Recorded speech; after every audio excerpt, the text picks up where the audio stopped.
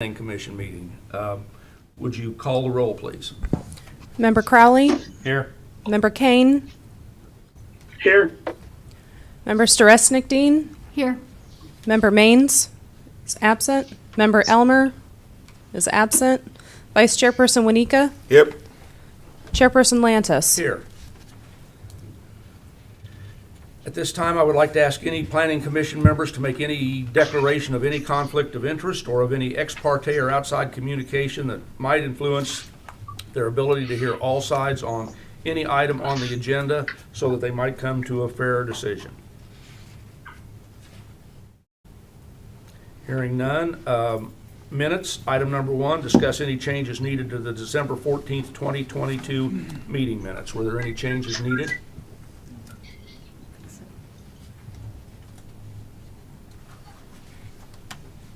I hear none. Would someone like to make a motion to accept? So moved. Member Crowley, a second? I'll second. Second from, Okay. All in favor say aye. Aye. Opposed? aye. Commissioner comments, does anybody on the commission care to address anything that's not on tonight's agenda? Or have anything to talk about? Commissioner Kane? I do not. Okay. We'll go on to public hearings. Item number 1 is Hidden Lakes Subdivision Preliminary Plat, generally located at 1731 South Princeton. And the way we'll do this is we'll have a staff presentation, then if the developers are here and they'd like to say anything, we'll have them get up, and then we'll ask for members of the public if they have anything that they'd like to say. We're going to limit the time probably because we have a full house tonight, and we'll ask you to come to the microphone, state your name and your address, and then I see we've got a couple of people on Zoom too, so we'll ask if they have any comments. So with that, I'll open the public hearing and ask for staff to make their presentation. Okay, thank you, Mr. Chairman. I believe we have some slides. We're close to having some slides. I can get started. So Hidden Lakes, there we go. There we go. Okay, so there's the title slide. And we're almost there. All right. So next slide, please. Okay, so Hidden Lakes Phase 1 is a preliminary plat. Hidden Lakes is a 9-acre residential subdivision east of the intersection of 19th and Princeton Streets. It includes 24 residential lots, a lot for an office to manage the housing project, and a lot or a tract for a small private park. And there's also another tract for a stormwater detention area on the north end of the plat. We have these boards over here. If somebody wants to look at those, that might be easier to see the plat and what's going on. The plat does include public street construction and dedication with new utilities, sidewalks, street lighting, and stormwater collection and management. Next slide, please. So action to date, we had a number of meetings with the developer and their design team before they submitted the application. They, at our suggestion, held a meeting with the neighboring property owners. They sent out invitations, and we had a handful of people that attended that. That was on October 24th. Those people represented three properties that are adjacent to the project. They submitted the application at the end of November. Then we presented this to you at your December 14th meeting, and that was just a study session. It was just discussion only. No actions were taken. Let me explain a couple things about what a preliminary plat is. I think that'll help. When someone wants to subdivide property, they're required, if it's a substantial subdivision like this is, they're required to submit a preliminary plat. Preliminary plat's really a planning exercise that sets expectations and conditions going forward. It's good for the developer because they know what to expect before they get into designing streets. That can be very costly to put those construction documents together, but it's also good for the people that are making decisions and for the public so they know what's going on. The preliminary plat, the Planning Commission has the authority to approve a preliminary plat unless there are variances or exceptions to any of the standards in the subdivision regulations. And that requires action by the City Commission. Following approval of a preliminary plat, the developer submits construction documents for any public infrastructure like streets and sidewalks and sanitary sewer and water. This project has all of those things. So that would be a next step.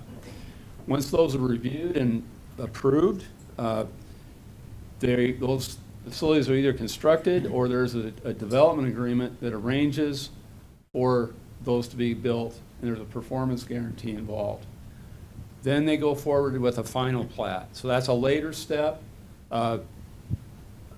Construction documents, approval, or review and approval, come forward with a final plat that will go to the Planning Commission, and then that final plat will go to the City Commission, and then it'll get recorded, and at that point, they can move forward and potentially even start getting building permits.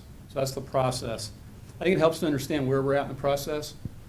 There might not be a lot of details known about every aspect of this, but what's important is what's on the preliminary plat for now. Next slide, please. So this is a vicinity map showing the general location. So I can't remember the total size of this. I believe it's 24 acres, but you can see where phase 1 sits in the entire area that's under control by the applicant and developer.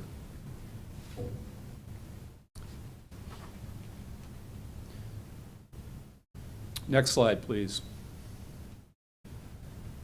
So the house plans that they've shown us, what they intend to build is what I understand to be 3-bedroom, single-family residences with 2-car garages. And this is a depiction of what they look like. These are exterior elevations.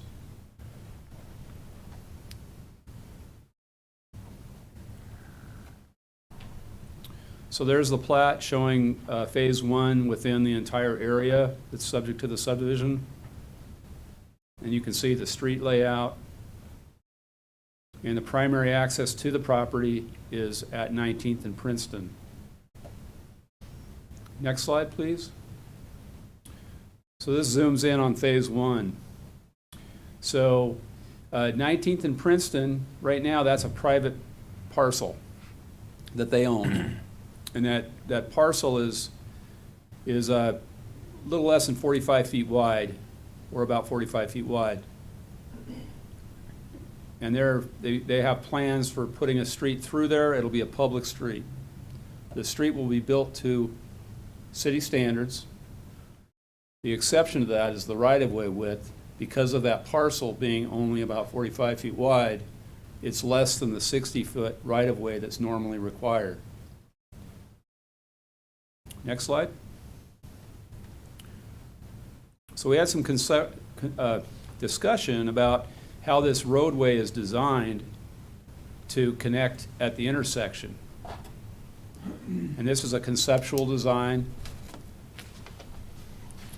but it does its best to align with 19th to the west of Princeton.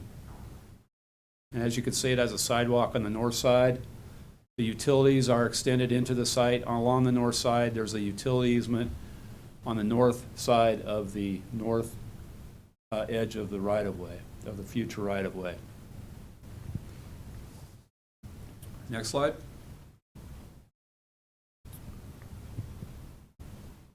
So as it is described in the report, it's in your packet, the preliminary plat's in substantial compliance with the subdivision regulations and the zoning requirements for the R2 district. The zoning of this property is R2.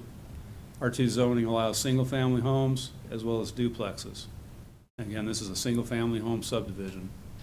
The proposed development is consistent with the comprehensive plan, and it complements the current and anticipated future use of surrounding properties, which currently predominantly single-family residences. There's the COFO station there, and there's some vacant property that has some potential to be developed in the future that surrounds it.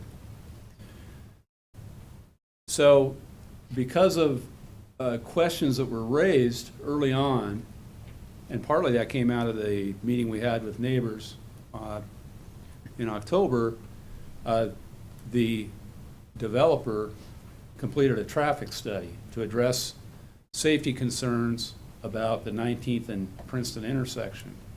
There was some thought that maybe it should be signalized. The decision to signalize an intersection is not based on just a general idea that something should be signalized. It requires a warrant analysis, what's called a warrant analysis. And the traffic study completed a warrant analysis, and the warrant analysis or the traffic study concluded that signalization was not warranted. However, there are some other measures that are part of this preliminary plat that came out of the discussion between the applicant and the city. And one is that there would be a pedestrian signal on the south side of the intersection. Design details to be worked out. There are different ways of doing that. Another aspect of this is, so you don't have a five-way intersection, is to close the North Princeton, north of the intersection where those homes front on North Princeton. So that barrier would be installed immediately north of the north property line of the house that sits on, or the residence that sits on the north side of the new right-of-way. And I can show you where that is. So if you can see this, that's the right-of-way here, and the barrier would be placed here. And there's the intersection here.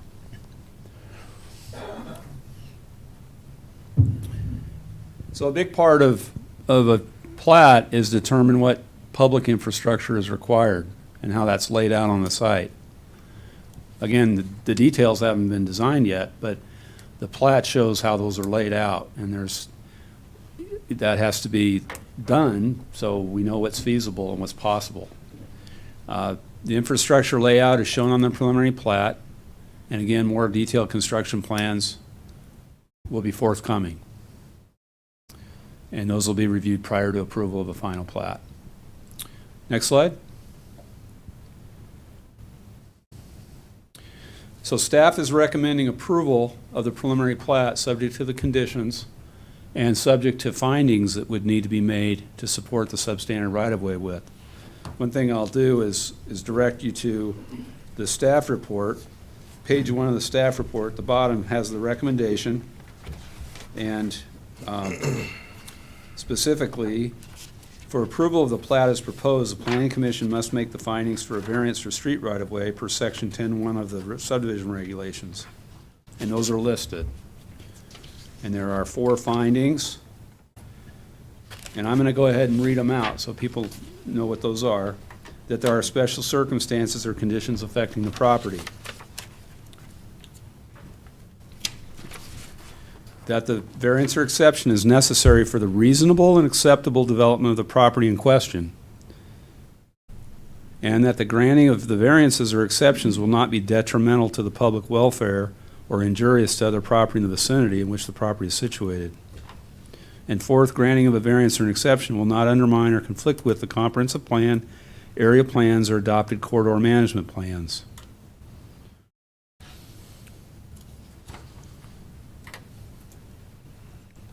So one thing I'll point out, I've mentioned before, the developer and the owner does not control the land on either side of that narrow parcel. The only real way to get into this property to develop it is through that parcel. The land that's in the plat does not front on the South Cedar right-of-way that's to the south. There's a parcel between that right-of-way and the subject property. And that's not really the best way to get to it anyway. So if this land is going to be developed in any fashion, it's probably going to have to take access through this parcel, unless somebody else wants to sell their property and provide access to this, to the developer. One thing that, you know, as I looked at this, I thought, okay, what if you had an alternative development plan? What if someone wanted to develop apartments back there? They could do that, and that could be a private street, and there wouldn't even be an issue. You just have to have a private street. There wouldn't be right-of-way, so there wouldn't be that issue of substandard right-of-way width. So what this does is it allows someone to develop a subdivision, a residential subdivision, and provide a public street to access it.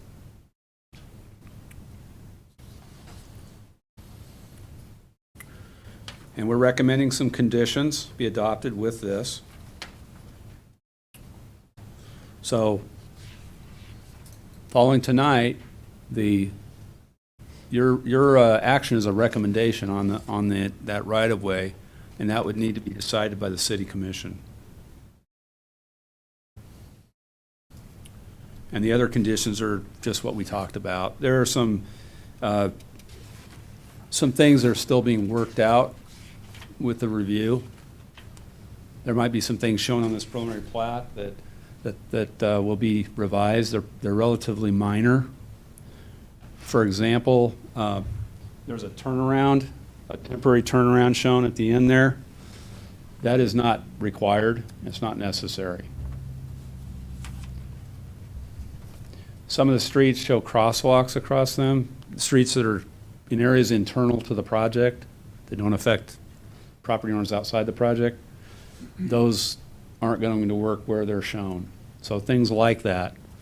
Something that was brought up in the study session was how this might connect to other areas.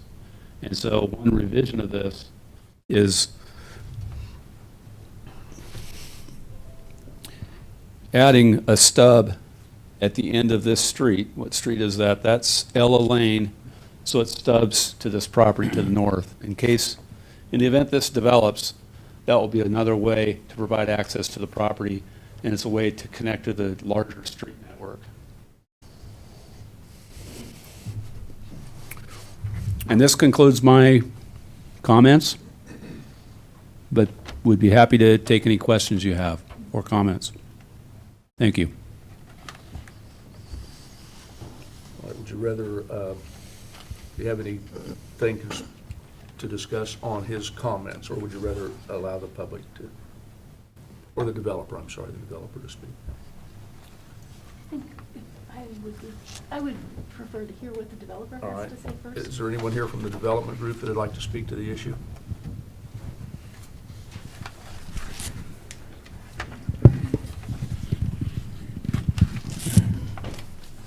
Hello, I'm Derek Hamilton. I appreciate you having us here today. I'm one of the principals of Belmont Development, Belmont Construction. Patrick Rooney, he's our partner consultant on the project, and then Micah Souder is with Anderson Engineering. He's the engineer on the project.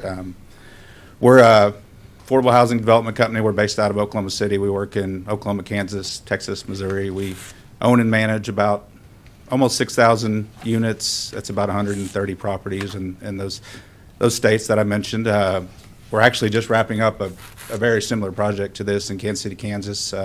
If anyone's up in the area, it's I-70 and Turner Diagonal. 65th and Riverview is the actual cross streets up there, but it's a 30 multifamily homes and a clubhouse and a playground. So it's, Could you give me that address again? oh, I'm sorry, single family. 65th and Riverview Drive. 65th and Riverview. Yeah. Yeah, I said multifamily, I'm sorry. Single family. Yeah, single family just like this. These are single family homes, 3-bedroom, 2-bath. They're about, I think, 1,290 square feet per house. The floor plans are kind of flipped to, make them not be identical in the neighborhood. Trying to think what else. This project was awarded by Kansas Housing Resource Corporation back in, I believe, May of last year. We've been working with the city to get ready to go through the plating process. We do understand that there will be some disruptions with a few of the neighbors to the north and south of us. We're used to working with the neighbors and do whatever we can to make sure everyone's happy with this project. Our project in Kansas City is literally across the street from elementary school. So we worked with them. We don't have deliveries during drop-off and pickup hours and, that kind of stuff. So we're used to working that. We do a lot of work in rural communities. So actually, this town's a little larger than some of the towns we work in. So we're used to working in smaller communities as well. We are the owner, the developer, will be the general contractor. We'll also be the management company. This property is a rent-to-own. It has to say rental for 15 years. And then the tenants, if they stay that long or they move in, 10 years from now, any rent that they pay, a portion of that can go towards the purchase of the house after 15 years. There's a few of these projects in Kansas, but it's more of a newer concept. The one we're doing in Kansas City, Kansas, is very successful. We've had a 2-year waiting list since we broke ground, basically. We know the need here is just as great, if not greater, for housing, and so we're happy to be here. This project, I know will be successful, and we'll look forward to, expanding and hopefully doing a phase 2 at some point down the road. The housing agency likes to see a project get built and leased up and show that there's a market there. I know everyone in the room here knows there's a market here, so we're not worried about that.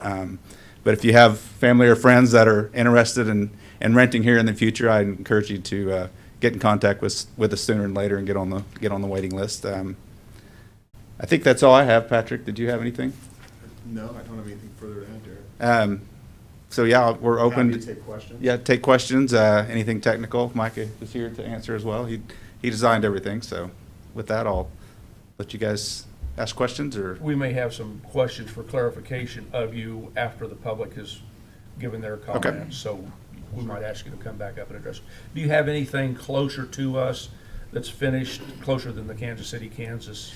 not single family, no. Okay. We manage a very similar project in Wellsville, but we weren't the developer on that one. Okay.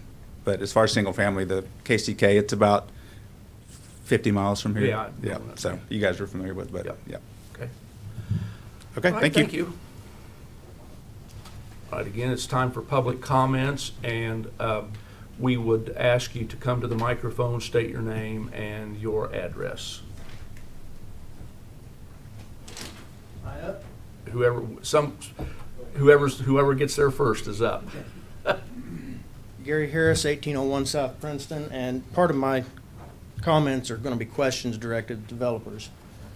One, how did you notify the adjacent landowners of the October 14th meeting? I believe it, Sean maybe will speak to that. I believe it was a notice or a list we got from the top of that. Okay, was it mail, first-class mail, door knocks, door hangers?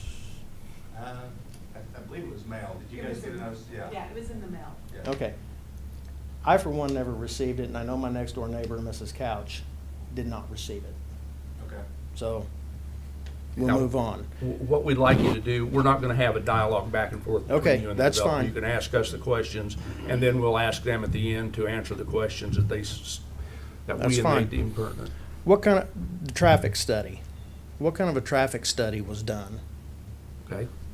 Every traffic study that I've ever seen, and I've seen a lot of them over the years, has involved a traffic counter cord laid across the highway with a data box. In the 20 years that I've lived there, I have never seen one of those up on the highway or down Princeton Street, either one. I question the traffic study. Okay. Based on the December Planning Commission meeting, there was an issue over the design and the diameter of these cul-de-sacs because of fire, EMS, whatever. Turn radius for the fire truck. Very, very legitimate. Would you concern. come back up here so that we're recording this? That's a very legitimate concern, but right there where you're talking about blocking off Princeton Street, coming from, say, Orchlands, where that drops off down there, you're blocking that off because of the design of that intersection. You've just created a 2-block dead-end street right there.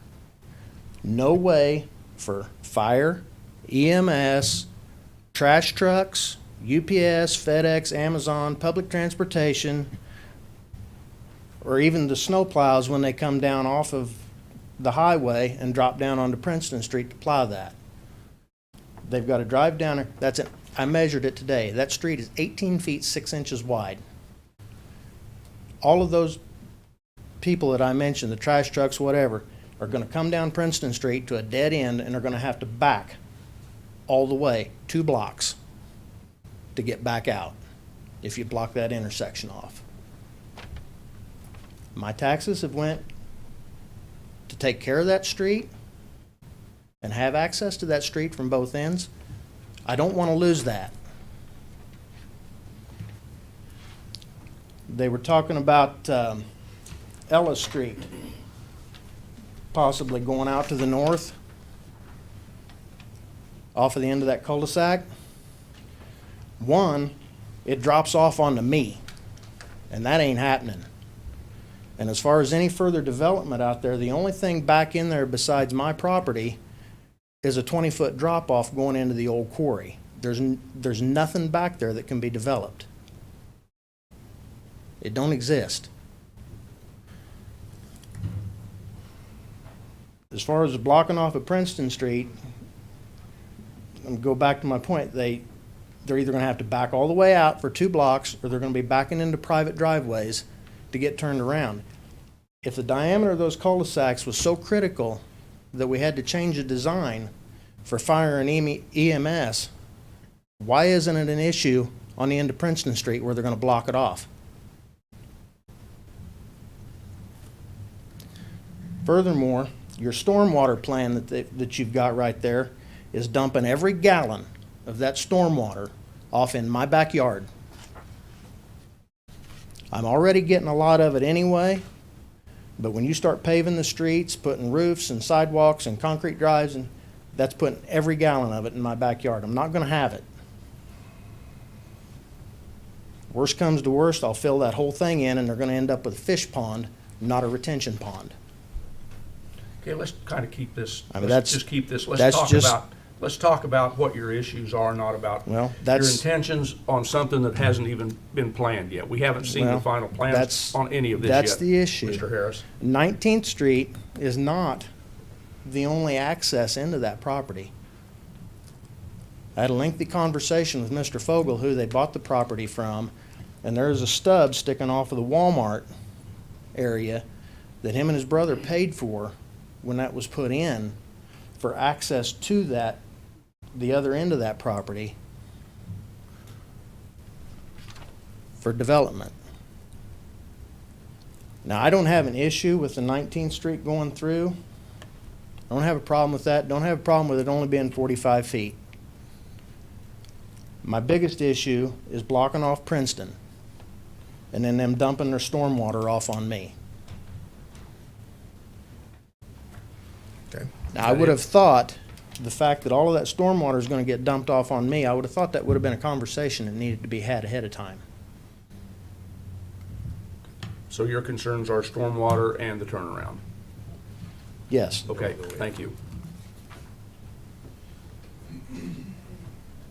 I can't see, is that a question from the public? It is. All right, well, I'm going to ask in a few minutes if somebody from the public would like, or first, anybody on Zoom would like to make a comment, so just give me a couple of minutes. Yes, please.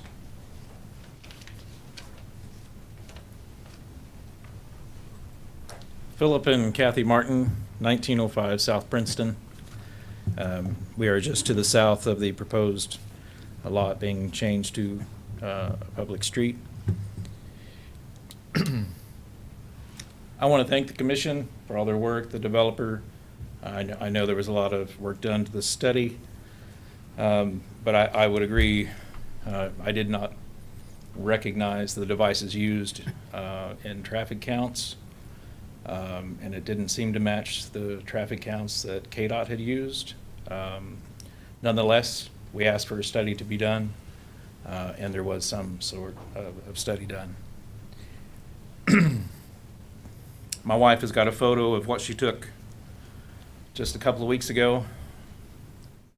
You can bring it up here. Okay. Show us And that's one of the issues we deal with Every day. in exiting Can't the see it, property as it President. is. Tip it over. You can hold it. Look, oh, I Turn went, it, so lost I've it. got your flight plans now. So regularly, when traffic is leaving Price Chopper and they're wanting to turn onto South Princeton, basically, traffic pulls up together at the stop sign, blocking traffic from gaining access over to Price Chopper. And so that was one of our concerns, and whether or not a signal needed to be placed there. We know right-of-way issues. But the developers also stated in one of the slides, I think it's 15, page 15 on your documents, of either eliminating or relocating our driveway. Currently, our driveway connects to their, to this lot that they purchased. Obviously, we want our driveway. So our property was built by a doctor back in the 50s, and he actually had a home business in the house. And I believe another homeowner actually petitioned the city for real estate office in the house. So we want to keep that. Not that I'm a real estate agent or wanting to be a doctor, but home value, the use that we have of it currently and future use. So we would petition the city and/or the developer, if this is approved, that we want our driveway to be relocated. I did find that it has to be 30 feet from the edge of the curb, I believe it is. So no driveway can be added within 30 feet. And we would like it to be of 22 foot, I think is what we were asking for. The reason for wanting a 22-foot driveway apron would simply be, given the width of the street being 45 feet, I believe it was, that's pretty narrow to exit the roadway onto a driveway too. That way it would give us the ability to make a wide turn off the roadway. Concerns? I have a concern on privacy. I work shift work, and at the October meeting, the developer, whoever it was, said, we'll buy you some earplugs. Well, anybody that works a 12-hour night shift knows that earplugs, when you got construction equipment going on, is not gonna be good enough. So I asked that we put a privacy fence back there. Maybe that'll cut down on some of the noise that makes it to our house on the east side, and from where our new driveway is on the north side back towards that. It should cut down on the trash that blows in. Construction workers eat fast food all the time, constantly picking it up at the front of our house. I really don't want to pick it up in our backyard all the time. So that's a concern of mine, is the fact that I sleep during the day. I also have the concern of this photo that I showed you. This will continue even if you put in a new street, and it might just add to it when people go to turn south, as this one car is indicating. This photo was taken December 24th.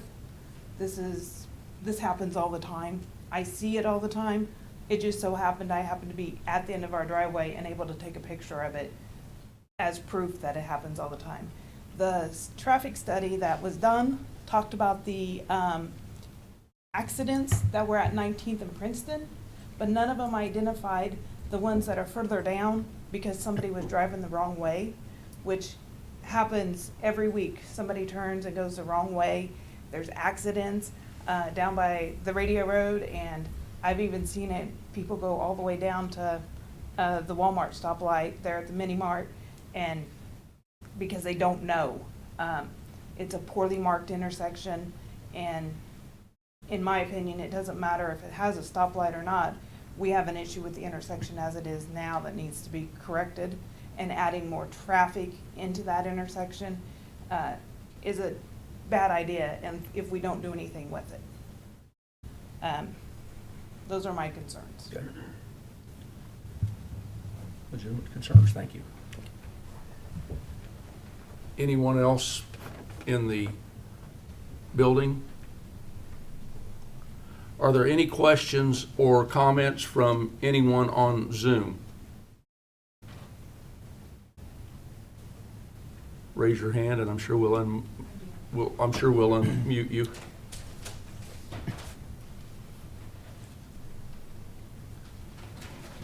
You see anything? Yeah, via voice. All right.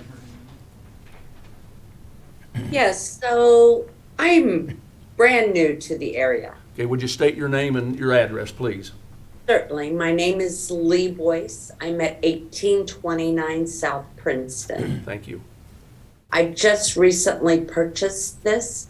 I have had zero information received regarding this. Had I known that, I probably wouldn't have purchased this property.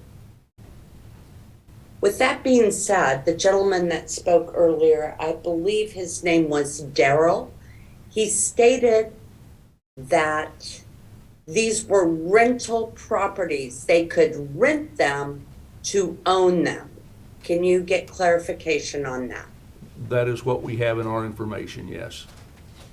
I oppose that. Okay? Anything else? The intersection coming out of Princeton is a mess. There needs to be a traffic light there. You cannot, I don't know who developed that, but coming out of Price Chopper, it is a mess. You see big trucks trying to get into there. People are backing up. It is a mess. I agree. There need to be fences placed. And if they want to purchase my property, what do they want to give me for it? That would be something you'd need to talk to the developer about.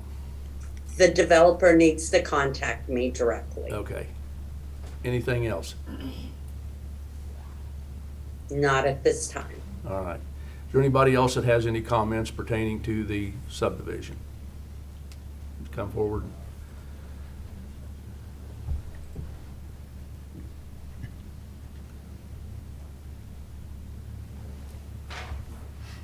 Speak now or forever hold your peace. Karen Harris, 1801 South Princeton Street.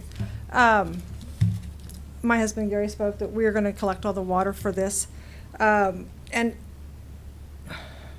we were not notified at all in any way, shape, or form of the October meeting. So they said that they notified everybody. We certainly would have come, attended, and I would have thought, so we were pretty upset because we get a lot of, we call it Lake Harris. We get a few inches of rain and everything comes, and we have a pond in our pasture. So we can't get to the back of it until it dries off. So, you know, a week of drying and we may be able to get to the trailers in the back. I am concerned about Princeton Street it's 2 blocks. There's not a lot of houses there, but it's a narrow street. So when I meet a vehicle in my vehicle, my tires are usually going to be off of the road. It's not very wide. So now I'm going to have to deal with the trash trucks and UPS and everybody else that I'm now going to share the street with, which we shared before, but now we have no place to go. So they're backing up. That is a safety thing. Because I mean, we meet vehicles now, and if there's somebody walking, somebody biking, we don't have a sidewalk there. So they're in the street, and it's already narrow. I've heard a little bit about what they're planning on building. I'm a property manager, so I know all about rentals. I don't quite understand. I have, I guess, some questions on how, I've heard it could be low income or affordable housing or whatever you want to call it. One, rent to own for 15 years and then it becomes theirs or goes towards the price. I guess I'm looking for clarification because they talked about I watched the December meeting to understand what was going on because that was the first I'd heard about it was that there was something recorded to watch. I guess I'm looking for clarification of how does this rent to own work because they were talking about they will maintain the park and the water detention area and then it will become an HOA to where the HOA will collect dues to cover that. So if it's low income usually cannot afford HOA dues. I I guess there's a lot of confusion there. So I really would like some clarification on that also. And I guess one thing that they may consider is maybe a roundabout at 19th and Princeton instead of taking out, because that may alleviate the need for the stoplight. It may alleviate the need for block off our street. It'd be a roundabout with five entrances and exits. So that's, I guess, an idea. Food for thought. Okay, thank you. Anything else? Would the developer care to come to the microphone and address any of these issues? Shall we make a comment on, just remind the developer which ones they are? You know, just make sure the developer covers all the questions. We can always ask the developer. I made some notes, so if I skip anyone's comments, feel free to let me know. I think the first comment you had was about the traffic study. I'm not a traffic engineer. We were asked by the city and some of the neighbors to do a traffic study, so we engaged a reputable firm to do that, and that's what we came up with. I don't know if you guys have any additional comments on that, or? I do believe the counts, insofar as how they were taken, were done by the police department with their speed signs, which also count counts. I can't hear him. Excuse me, the traffic count as to how it was counted was, I believe the police department posted their speed signs, which also count the traffic counts that are made at that particular intersections of note. So it was the police department, not a individual company that he just said they hired. I might clarify for count data only. And then that count data was used by a professional traffic study firm that's accredited to put into their traffic study models to create the analysis. And what is the name of the traffic company that did that? McCurdy, It's McCurdy Engineers. I'm sure we can provide anybody that would come to the city or get with the city and request that, we can provide them with a copy of that traffic study, can't we? It's actually public. attached It's to this McCurdy, I'm sorry, McCurdy what? McCurdy Engineers. And where are they located out of? I believe Kansas City, Kansas. Okay, well- Yeah. It's McCurdy Engineers. We've got copies here at City Hall. They're available to anybody. And the that wants full one. study is an attachment on the minutes for the meeting today. Yeah. So, other questions, or go ahead with your addressing the concerns? The gentleman mentioned the closing off the street to have a dead end there. That was not our suggestion. That was a suggestion from the city during the process. So I don't recall I think it was just to make that intersection not quite so busy, but that was not a suggestion by the developer. Okay. Extending the first cul-de-sac, Ellis Street North, that was not our suggestion. That came up in, I think, the last meeting. Someone from the city or the public had suggested that. Again, that wasn't one of Was our. part of your design? Yeah. Okay. Stormwater, Mike, I don't know if you want to address that. You're probably a little Yeah. more versed in that. Yeah, so to answer the question about how stormwater is going to be managed, so that central lot that is in between the two cul-de-sacs, that entire large acre, that's about 2 acres of land that the developer has dedicated as a stormwater detention pond. And so most of the time it's just going to look like a small depression in the ground, and at the north end of it there's going to be a concrete box with weirs that have been incised in order to restrict flow out. To be less than what is currently being released by the property to the north. So that's what we've been working on is a stormwater drainage report that's being reviewed by the city engineer, David Hamby.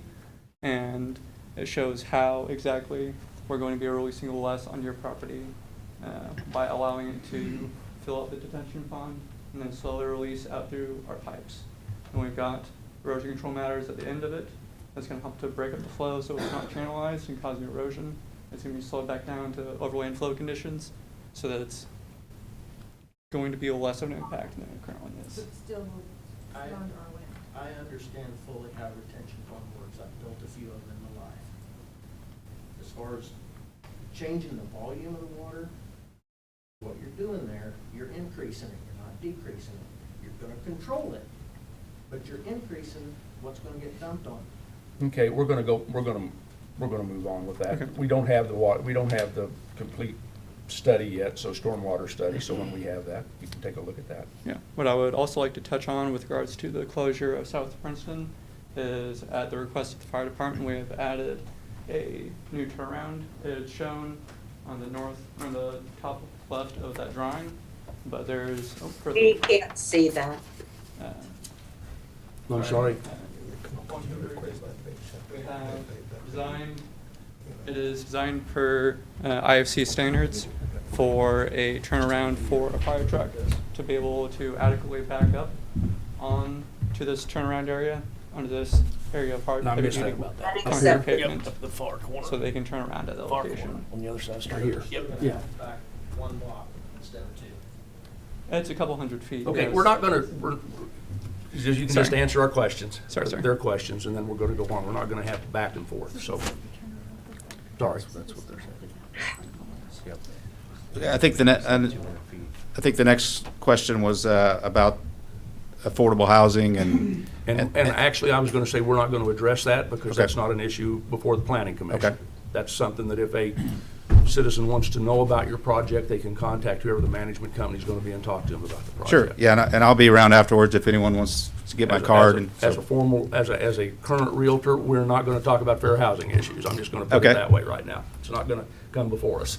Okay, I think traffic study was another item that was brought up. Driveway. Yeah, that's the next one, the driveway, yeah, we did get an email about that today. We're definitely open to working with the homeowner and putting in a driveway where it, as long as it meets your standards and all that. I think it has to be a certain distance from the actual road. Yeah. But yeah, we're definitely open to that, and doing that. There was a comment about privacy fence and sound. We always work with the city and the neighbors to try to minimize that as much as possible, and we're, like I mentioned previously, we're open to having those discussions as well as construction gets closer to starting. And then I think the lady on Zoom had a question about the affordability and the rent-to-own as well, and I'm happy to answer that Well, again, separately. we're not gonna discuss that, because Right. that's not in our bailiwick, so. Okay. that's- Yeah. That was all the notes I had on the comments that were made so far, so.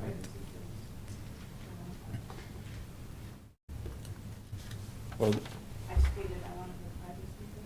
He said he addressed that just a minute ago. I think you might have been talking to Mike when he did, but go ahead. You said something, you asked. yeah, as far as fencing for sound or times and all that stuff, we're definitely open to working that out. We're trying to be good neighbors here and do what we can to make everyone happy and build a quality project and hopefully come back and do more in the future, so. Okay, thank you. Okay. All right, is there anything else that we have not talked about at this time that the public would like to bring forward to us? Staff, do you have anything else? I don't have anything to add. All right, if Except not, I will, just quickly on the stormwater, we do have a report, it's been reviewed, there aren't any major issues, it's just, at this point, working out some details. okay, That has to be approved before this goes on to the final plat stage, certainly. okay. Still. Come, Brad Howard at KOFO Radio at 320 East Radio Road here in Ottawa. I didn't receive any information about a meeting on October the 24th either, and most of what I've learned about this project is what I've learned at this meeting, so I don't even know that I have enough information to form any comments at this particular point in time. One question I would have is, what's the timeline on this? I mean, I hear talk about phase 1, and I suppose there's a phase 2 at some point down the road, and I don't know any of the particulars with respect to how that works.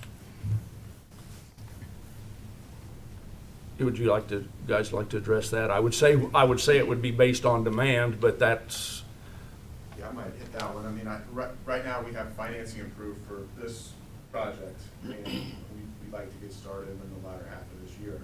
And as for phase two, I mean, we hope to do a phase two, but ultimately it depends on demand and absorption and financing approval and other factors. Your projects are done primarily with some type of subsidy or some type of grant from state governments? Is that, do you do projects, privately funded projects as well? Yeah. We do. But Okay. We do some, I mean, it's a mixed bag. This Okay. is, approved with a KHRC, affordable housing allocation. Okay. Next phase might be different. Very well could be if demand is what we think it will be. Okay, all right, thanks. Anything else? If not, we're going to close the public hearing, and we will now open it up for board discussion. So, who would like to go first? Yeah, I just have a question for the developer.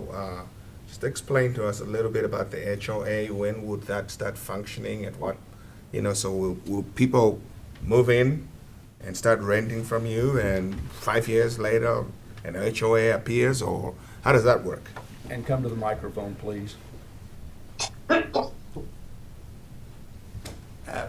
Yeah, as I mentioned earlier, this has to be a rental for 15 years, part of the financing package that we got through KHRC.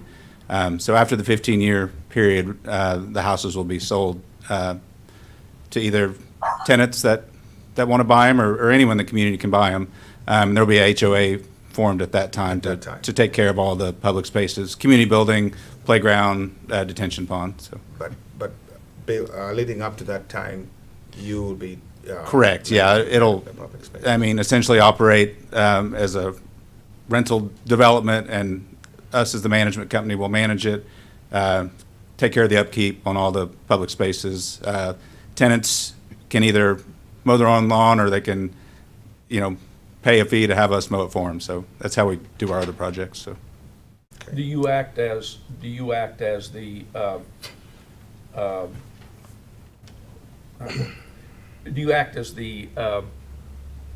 city inspector for your tenants? If they say they'll mow their lawn and they don't mow their lawn, do you then? We do, yeah. There'll be a property manager that works on site out of the community building and make sure that the tenants are keeping their, not only exteriors, but interiors up to snuff. And the way these projects work, there's an investor and a lender that also do kind of a third-party monitoring to make sure we're keeping the property up and to certain standards over the 15-year period as well. So it's not just us, it's KHRC.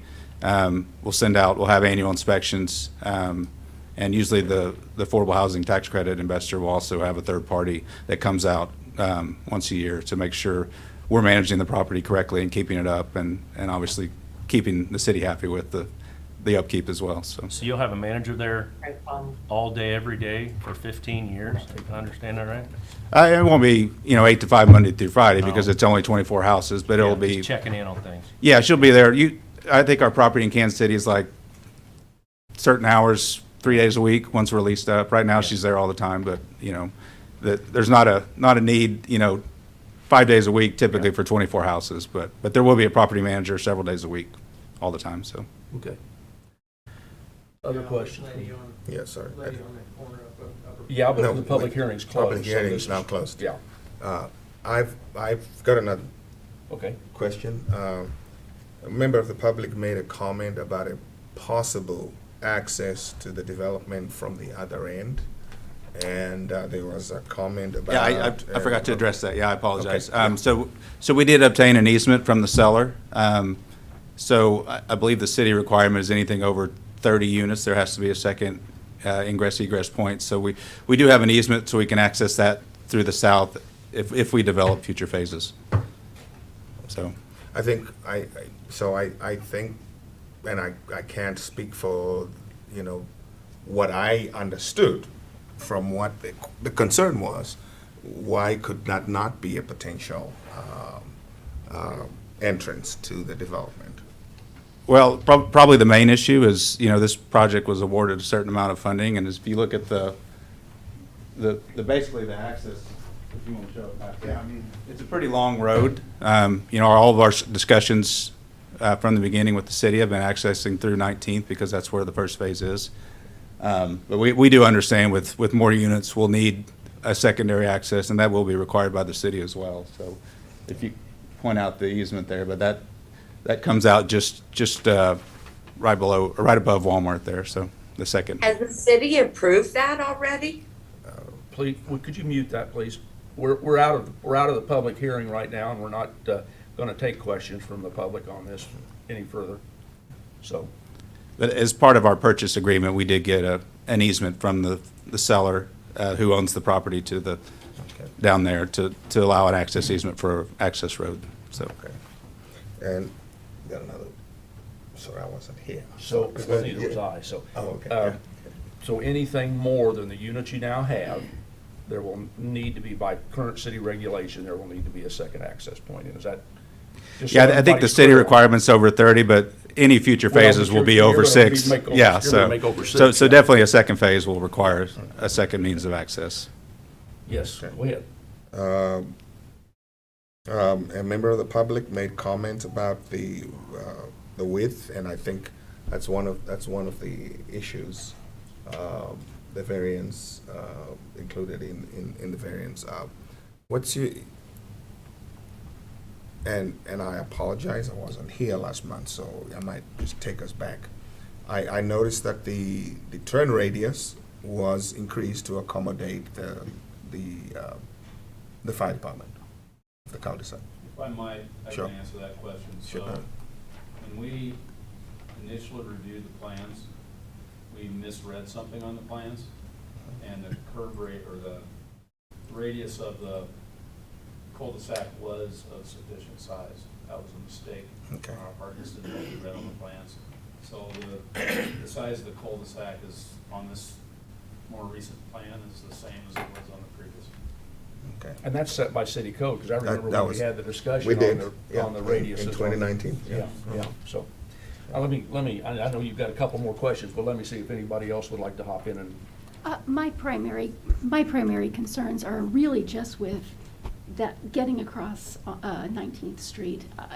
I think that the plan itself makes sense, but it's that entrance exit, that is a messy intersection already. There's kind of an angle to the street because of what you can do with what land is available, and I understand that. But I'm just concerned about anyone coming out of there who wants to go south is going to have to dart across Princeton to get to 19th Street to turn south, because it's a one-way road. You won't be able to turn left coming out of this development, because it's a north only. And so I am concerned about that, and I think it can be rectified, but I don't know that the city, and that's going to involve the city, but I don't think that that's quite there yet. That's my concern. And that may be a question, Mike, Mr. Hall, any thoughts to that?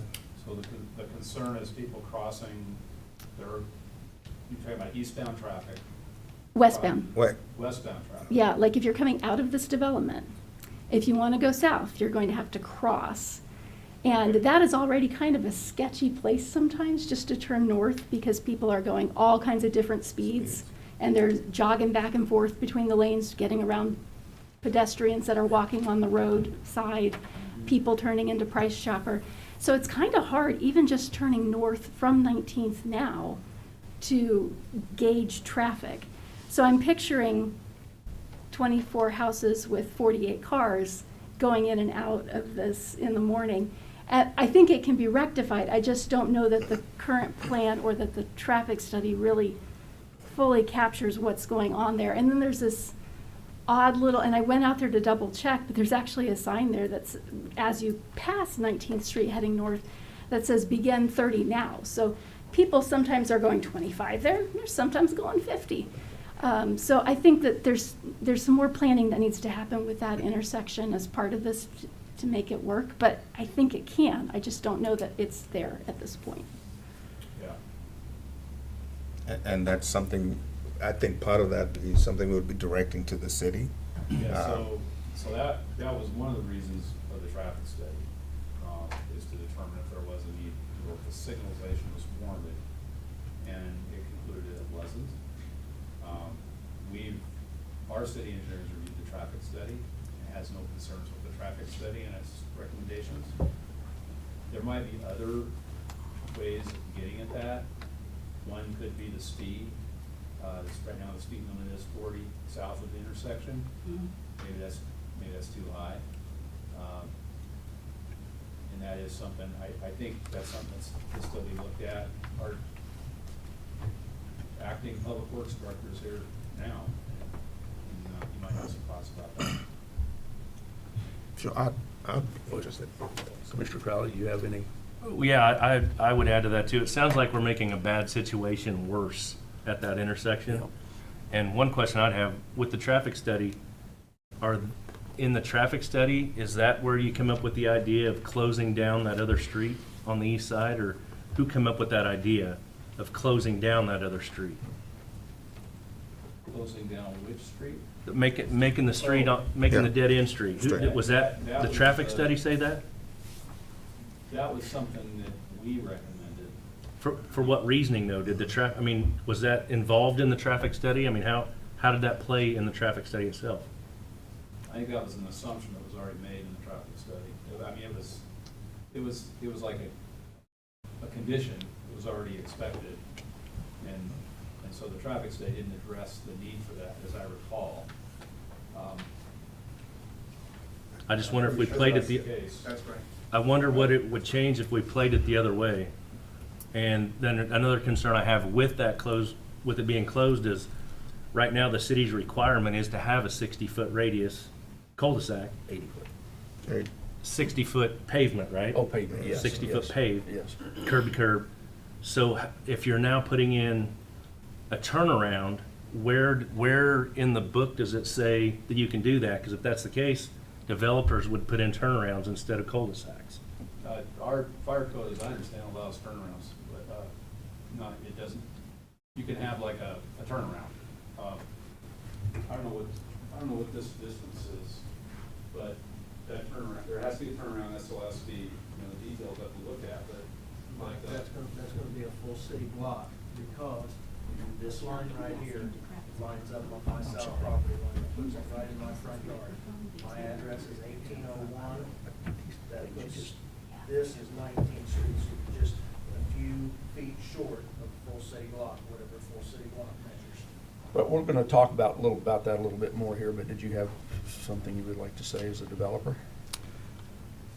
Not on the, blocking off that road. That was just something that we were told that the city wanted to do, and I think that was related to the traffic study firm. So I think they went into that with that assumption. Then the other comment I'd like to make on that is, you're talking about putting up a barrier. To me, that seems very, very temporary. Go around it. Especially when you're going north, you can't, that street drops off as it is. So if you got people doing 30, 35 miles an hour and go into there and drop off, it seems like that's gonna create another problem, just having a temporary barrier there. To me, it just seems like this should be thought in a different way to maybe keep that street open and do something different there. That's just my thought. Well, since we're talking about the traffic, I'll speed up here a little bit. I was going to let everybody else speak, and I was going to have my comments, but since we're talking about the traffic here, as someone who owned a business on Princeton, further south, everything the public has said is absolutely legitimate, with the exception that we should keep Princeton open. And as somebody who's observed people who live on Princeton Street coming north across, that live on, Princeton Street coming north across to get into the 19th Street, and has observed UPS drivers and FedEx drivers going the wrong way, and only for 100 yards, but still going the wrong way. That street needs to be closed off. What we need to do is figure out a way to put in a cul-de-sac there.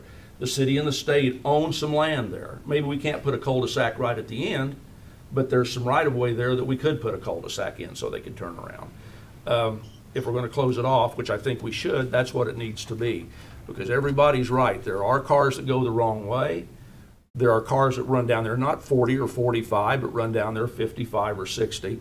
So I question not the count on the traffic study. I question what else they studied. Did they study the speeds of the cars that were going down there? Did they study the number per day of cars that go the wrong way out of all of those intersections along there?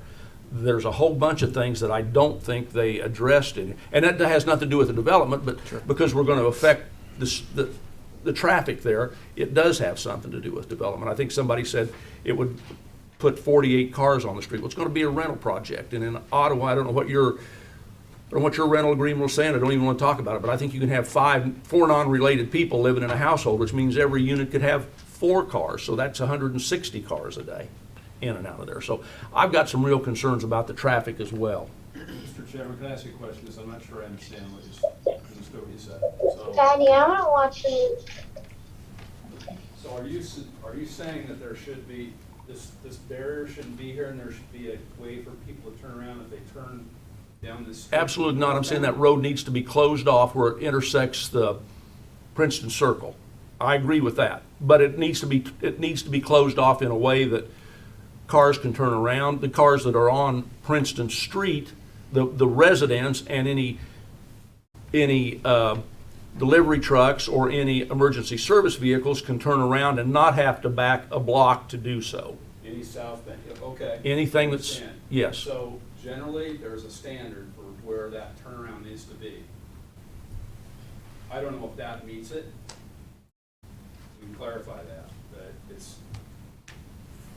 but I think what you're suggesting is that turnaround be closer to this barrier. Well, on a 20-foot street, FedEx truck backing up a block, if somebody's coming from the north down that street, that's not a good solution. That's not a good solution. Having a turnaround a block away from the barrier. And I think the barrier needs to not be a barrier, it needs to be some type of permanent structure that can't be circumvented, that people can't drive around the edge of. And So that barrier,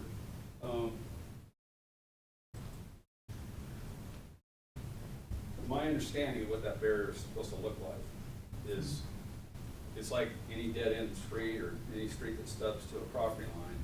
It has signs, and there are usually 4 of them that are vertical, right? And they're marked, and they're high enough, they're very visible. I don't know if they're reflective in headlights, but it's not just a temporary barrier.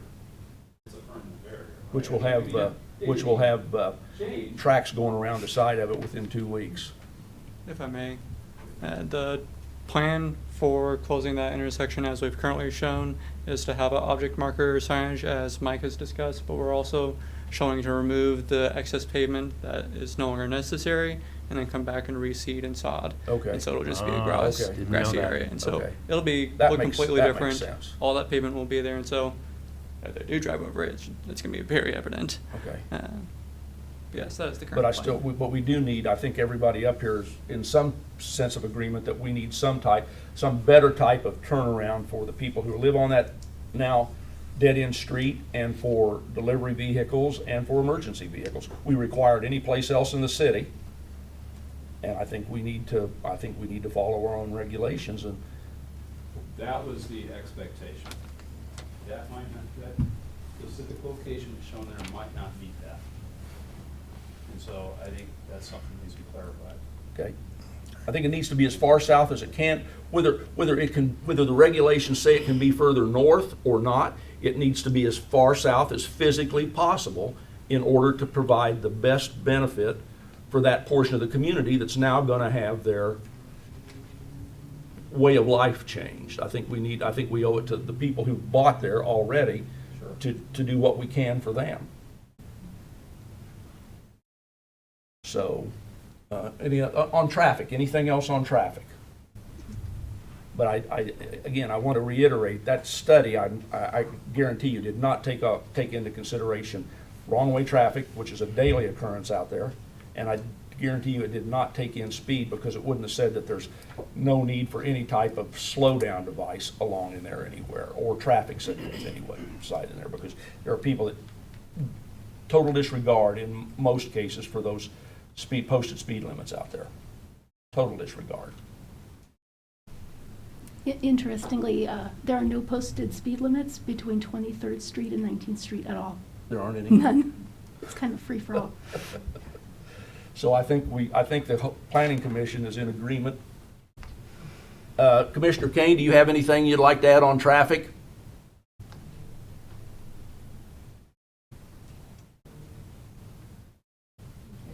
Is he muted? We can't hear you, We Commissioner. can't hear him. Driving.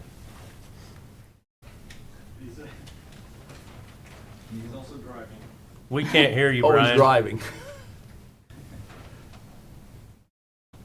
Can you hear me now? Yeah. Yeah. All right.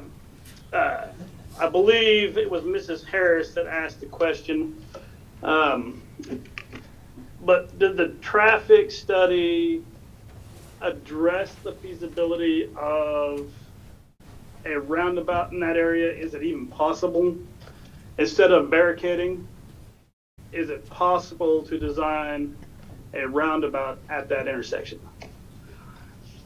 And I don't know if that's a question for Mike or if it's a question for the developer. He has, and his Commissioner, engineer. he has his hand up, Commissioner Kane. Let's let him answer that for you. He won't be able to hear without the microphone, though.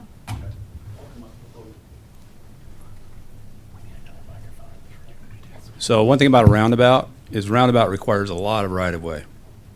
So if there was a roundabout at that intersection, it would require those lots at the corner, it'd require right-of-way from those lots at the corner. On all four corners, as I understand. I can't tell you exactly how much, but if you look at a roundabout on any city street and measure the radius of the roundabout, the diameter of the roundabout, it requires a lot of right-of-way, a lot more than it's there now. So. I totally agree with that. I know there are some roundabouts in Lawrence and up in Kansas City area that are narrower than what I envisioned, like up there on K68. They're just narrow roundabouts on a four-way intersection. And it really is designed to slow people down. So, I mean, I agree it's a narrow area, and I think it would require more engineering. But it's just something to think about as we continue to have these discussions. Because I do agree with the rest of the commissioners that 19th and Princeton is a crazy intersection. So those are my thoughts on the traffic study. Did you while you're there, do you have anything else you'd like to comment on any of the other?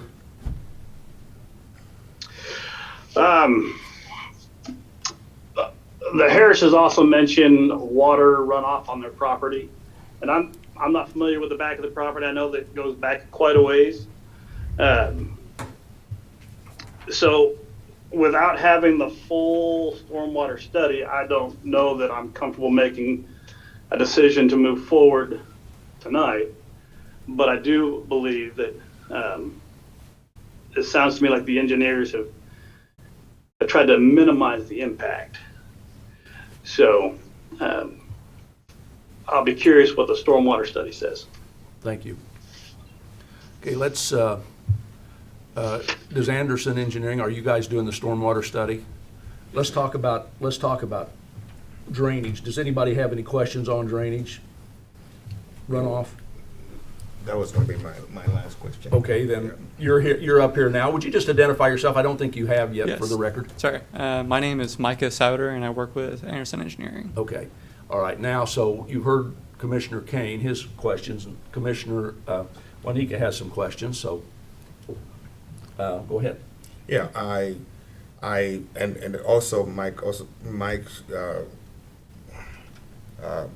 Mr. Hall made a comment about the stormwater study, but I think it was away from the microphone, is kind of the comment I wanted to make on that. So I'm not a civil engineer. I don't review the stormwater study. Our city engineer does that, or our consulting engineer does that. That's been sent to our city engineer. He's reviewed it. I asked him specifically today, are there any significant issues with the stormwater study? And he said, no, there are not. And it's a technical matter. I don't know specifically how much stormwater is allowed to leave the site. What I do know is when a stormwater study is conducted, it has to make assumptions or the stormwater detention and management has to be designed for a certain storm event. So I have a copy of the stormwater study right here. I'm looking through it right now. And Mr. Souter can probably answer that question. What it's designed for, how much stormwater is allowed to leave the site. What you can't see in this preliminary plat is how much the depth of that detention basin. And I have a copy of that. I can show that to you. There's a lot of excavation and regrading. So those contour lines on that map, those are existing contour lines. They're not what the stormwater detention basin looks like after it's completed, if that helps.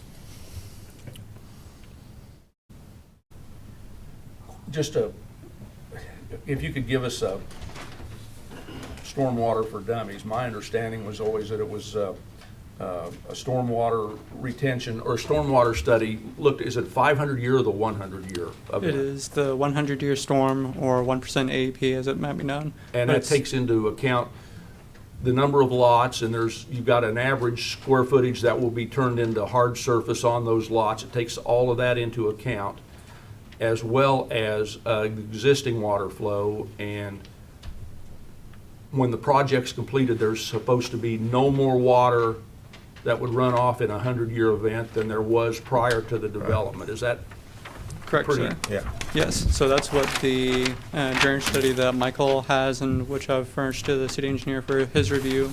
It gives a map that shows existing conditions, exactly what's going on now, along with, as Michael mentioned, assumptions that have to be made about the amount of infiltration that currently goes into the soils versus how much runs off on the neighboring properties. And so that location for the pond was chosen based on the site conditions. So the topography, there's a ridge that runs through the site, which forces everything to the point where we are discharging currently. So where it goes now is exactly where we're proposing to send it. And the pond has been designed to restrict, and it's been analyzed for the 2-year, 10-year, and 100-year storms to show that during those storm events, the rate at which the runoff is leaving is less than what current conditions would show. And again, that's under review by the city engineer. He's putting up the map currently. And that one is actually a map of how the stormwater inlets, the curb inlets throughout the subdivision, will capture the water and then route it underground through pipes until it reaches the pond. And for somebody that's kind of a weather geek, a 100-year flood event doesn't mean it's only going to happen once every 100 years. Like a 500-year means it's only going to happen once every 500 years. You could have 3 100-year events in a month, or you could have 3 500-year events in a month. It just depends on the weather patterns, but you've got to have something to design for. Correct. The technical verbiage that we prefer to use is annual exceedance probability. So the 100-year storm is a 1% chance each year, as delineated by NOAA Atlas 14. So the federal government puts together and it captures rainfall for the areas, and for this area, that's how we've designed the runoff rates and the volumes and for the pond. Does any other commissioners have any questions? I do, but not on stormwater. Okay, Commissioner Kane, did he answer your questions? Yeah, I think you did. Okay, thank you. I guess my comment there is, that's why we pay city engineers, because that's above all of our pay grades. Yeah, absolutely. Absolutely. Okay, other comments?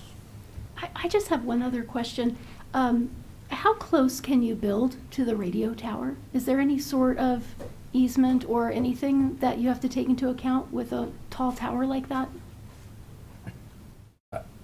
And I've asked that question before on this one, how close it Yeah, because I just didn't know. There's no easement related to the radio tower on our title policy. So there's no easement of record that's in the county records, to our knowledge. Okay.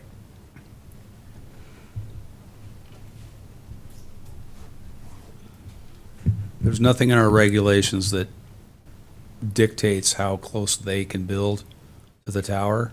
If someone's erecting a tower, I'm not familiar enough with our regulations to tell you what setbacks are required for a cell tower, that type of thing. But there's nothing that directly regulates what they do. They're not creating the hazard. The person erecting the tower is creating the hazard, basically. So they're not restricted. It's in their interest to do what's safe for their residents. So there's nothing in our regulations that specifically regulates how close they can be to that tower. I ask because I lived in a community once where the tower was snagged by a truck and it collapsed. Mm-hmm. So that's why I'm asking, because even though they're well built, things still happen, and I didn't know if they had to have some sort of distance in the construction. And I think her question's valid from the fact that if you look at the pipeline pipe may be 2 inch or 2 feet around that runs through a property, but you've got to have a 75-foot right-of-way for that.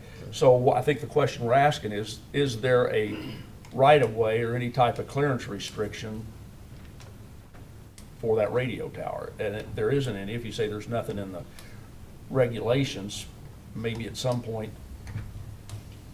in residential areas, that's something that we would need to, not necessarily for this development, but at some point, we'd need to look at that, especially when you get into phase 2 of this.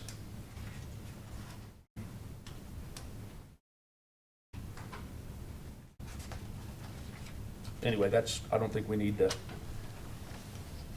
we've got that noted, and I think we're, okay, other questions by the commissioners? The other comment I have is sidewalks. We also see people walking down that one-way street all the time on the grass and on the gravel and in the ditches. And it just seems like we're creating more problem there because I'm sure we're gonna have kids going in and out of that subdivision. And I just think sidewalks is a big issue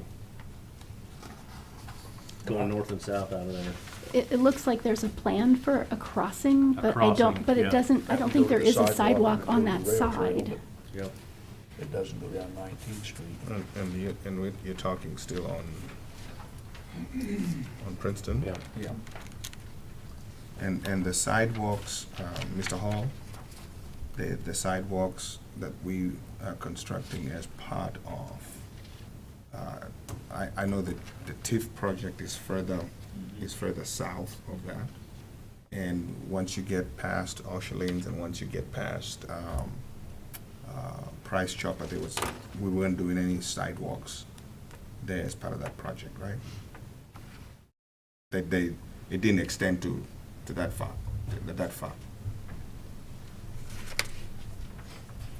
This is what I recall. I'd like to have the GIS map here. I can actually look at it, but yeah, the Price Chopper, because it's a fairly recent development, they were required to put in sidewalks along their frontage.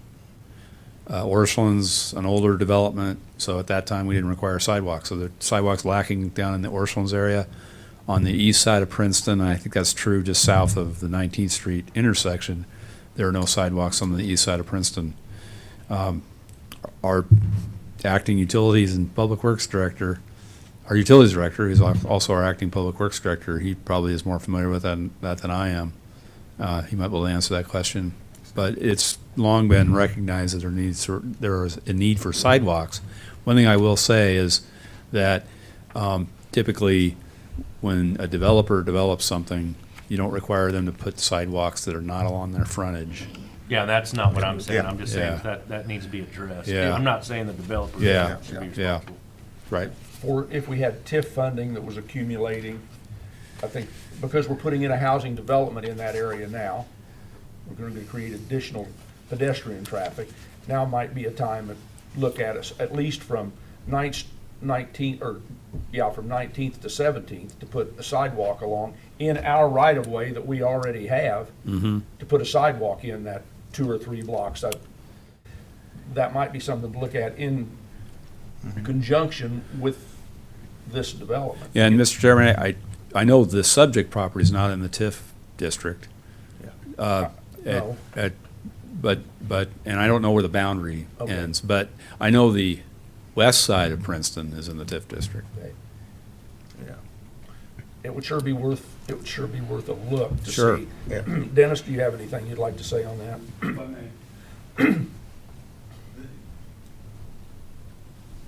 What we're talking about here is not a new conversation. This is a conversation that's been ongoing for several years, actually. What you said is exactly correct, Commissioner. TIF money can be a part of developing the sidewalks from 19th Street down. There have been some requirements. There's other places where there haven't been requirements. It is part of the sidewalk improvement plan. It's just one of many that's part of the sidewalk improvement plan. We all know that everything is time and money, and this is one of those that is time and money. Another one, while I'm standing here, that I would like to address, we've talked about speed limit a lot here tonight. The chief of police and I are looking at ordinance, and we have looked at this before this development started. It takes an ordinance change in order to change the speed limit out there. We really want to see the speed limit go from 45 miles an hour or 40 miles an hour, whatever it is right now, to 30 miles like every place else in town. We have had so much development out there, and the traffic has increased so much that, you know, from where it starts at 40, you know, back towards 17th Street, you know, let's drop it down to 30 miles an hour, clear to 23rd Street. You know, after they get past 23rd Street and they begin to speed up and we go to 65 out there, fine. But let's slow it down in there, and we're in the process of doing that. It just takes time. Well, the nice thing about the 19th Street sidewalk, they're probably a year away from even, I would think, close to a year away from maybe getting their first footings or foundations or whatever. They might get it quicker than that, depending on how quick all the studies get back. But that would give us some time to look at next year's budget, see if we could find some money to put a sidewalk on one side of Princeton Circle from 19th to 15th or 17th, I mean, in order to accommodate. That will the certainly be part of the conversation. You know, the more we develop and the more we see areas, you know, like all of you have said, and we've all seen it, you know, people do, they walk down there. It was a great improvement when we got, you know, coming off the trail there at 19th Street, you know, to be able to get over to Price Chopper, then, you know, have a little better access as you went south at that point in time. But it needs to happen on both sides of Princeton, quite honestly. So there again, you know, every time we talk about this, we begin to add to the project, and it, you know, it's all time and money. Okay. Thank you. Yes. As does, and my pet peeve, the accumulation of water in that parking lot. And I say this every year, so let me get it out of me. I need to get it out of me. You know, and I know it's a private property where we have the farmer's market. When it rains, you know, there's always accumulation of water. I'm glad that, you know, that the stormwater project, for this project, is not directing the water in the same direction as that one, because God forbid, you know, more water going in. I'll say this again next year. Anything else by the commission on this? Developers, have you said what you needed to say? Has the planning department, do you have all of your input in at this point anyway? Yeah. Okay. So the issues we brought up tonight are traffic, Stormwater. control of Princeton, which is part of traffic, stormwater, noise and debris from construction and how it's going to affect the existing neighbors, access by some of the people involved to their property.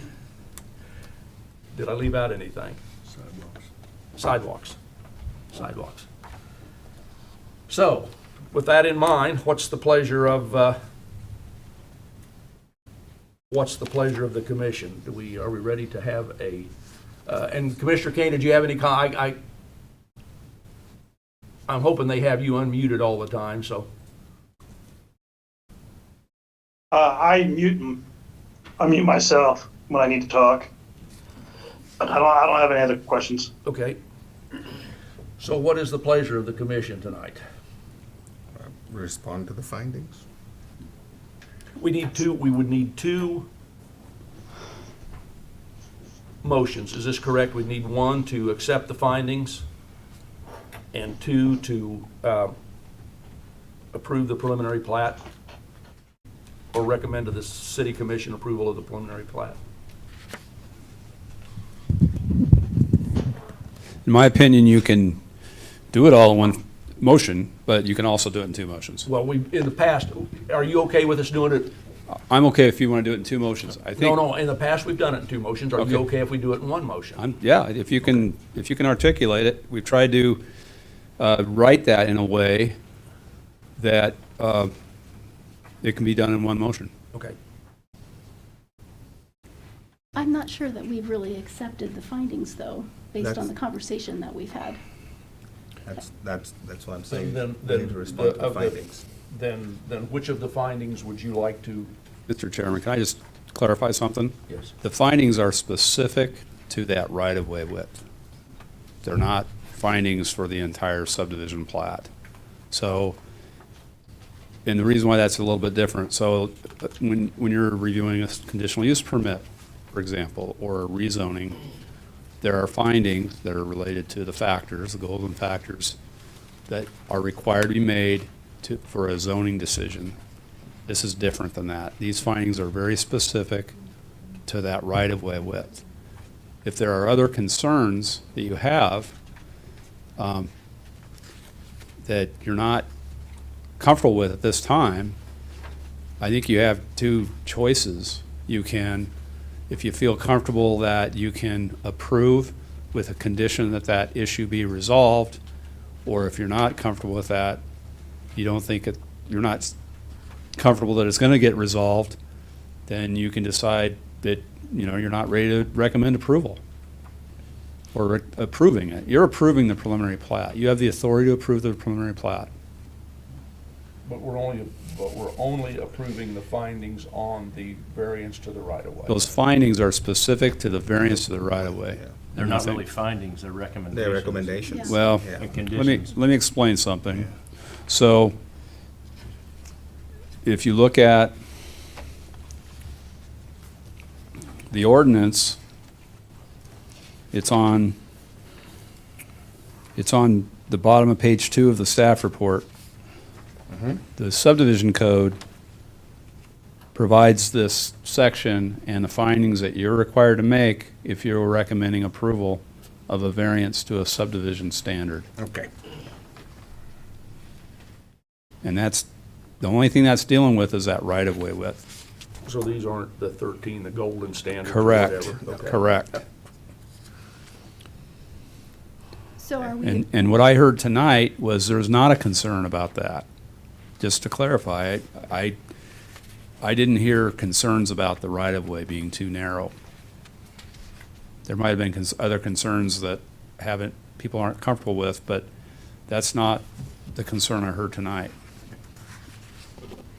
so we're not looking at the whole list of approval is subject to these conditions. We're not looking at all those conditions on page 2, correct? We're just looking at the width of the street, or the width of the right-of-way for the new 19th Street. So if you look at the recommendation that starts on page 1, bottom page 1, there are the findings that address the right-of-way width, and there are 4 of them. And then right after that, it says approval is subject to these conditions. Mhm. Those conditions that follow that, those 4 conditions, those aren't specific to the right-of-way. Those are just overall related to the preliminary plat. If you feel like there's a concern that still needs to be addressed, but you're still comfortable approving the preliminary plat, you can, if you can articulate a condition so that addresses that concern, you can do that. So since the approval, subject to these conditions, for example, number 2 is the closure of access to South Princeton, and it sounds like we're still having a conversation about that. So I don't want to put words in your mouth, but potentially a condition is that a condition would be that a turnaround, the dead-end street for that segment of Princeton be designed in such a way that provides a safe and legal turnaround for garbage trucks, emergency vehicles. That could be a condition of approval. Now, if you're concerned that that's not possible, then maybe you wouldn't be comfortable approving it with that condition. And to word it with all of the concerns that we have right now about that intersection? I think you want to be careful there because we had a traffic study done by an expert that does traffic studies, a traffic engineer. Their scope of the study was, they were advised by our city engineer, and that traffic study made some conclusions. So I think my recommendation would be to be a little cautious about doing something that's not consistent with that traffic study if it's related to that intersection. And if you are just feeling a little uncertain about that,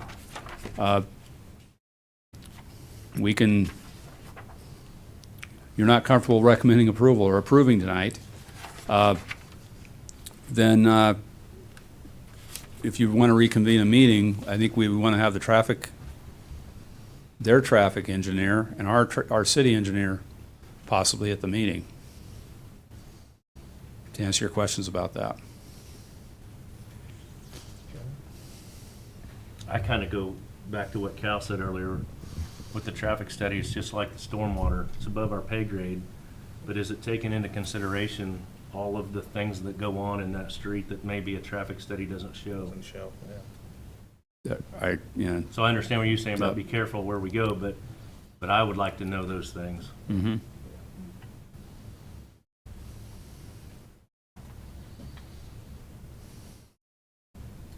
But us wanting to know those things, is that still within our purview, and is that within the scope of what our task tonight is as far as responding to your recommendation?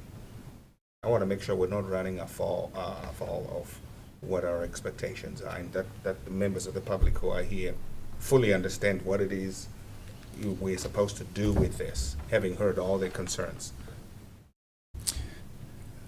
Mr. Chairman, Vice Chair, if you have concerns about the traffic study, I think that's relevant. And if you feel like you need a little bit more information, I think that's relevant. I don't want to recommend something that causes an unnecessary delay. These folks have a ticking clock, and they have to make progress because they have a tax credit allocation. So that's something to keep in mind. But if you're not comfortable based on the information that you have here and you have some unanswered questions, I'm a sort of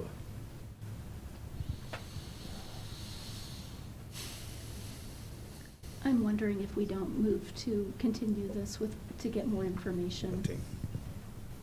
Is continuing an option for us? Because we've already closed the public hearing. This is just now, the public hearing's been closed. Public hearing's been closed. But you can continue your meeting. We'll continue our meeting and just ask for some additional information. But our only question deals with the traffic situation. I think that is our biggest concern. And some of the yes. nuances that go with, that are not easily detectable with your traditional traffic study. Is that?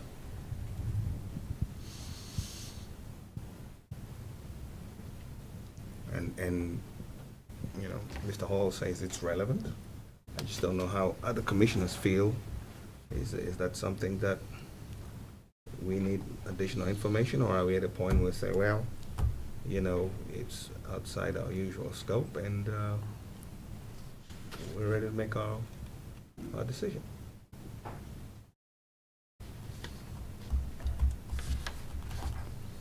That's a good question. Yeah. Because the plat itself, if Yeah. the engineer's doing their jobs right and not affecting anyone else, the plat itself to me is black and white. Yeah. But if we are creating an already bad situation worse, I just think I would like someone to explain to me what they did and how they are not making it worse. If I might just add, I don't think anything they're going to tell you is going to change the decision about the signalization of the intersection. There might be something else that comes out of this, but I don't think that's going to change. Mr. Hall, at this point, we don't have anyone else to ask these questions but them. It's unfair for us to ask these questions to the developer. You know, I regardless of what their decision is, but we have a decision to make, and we, you know, out of good conscience, I think I just need to know a little bit more about what went in, because there are nuances. I've heard enough tonight, and as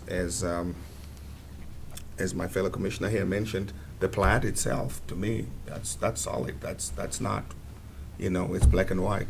However, you know, there's enough issues that have been raised. It's unfortunate, you know, because it's nothing that the developer has done. It's just where you know, is moving into a situation that's already bad, and our perception is, you know, it might make a bad situation, whereas the developers didn't make the situation bad. But we just want to make sure that by doing this, we don't make a bad situation worse.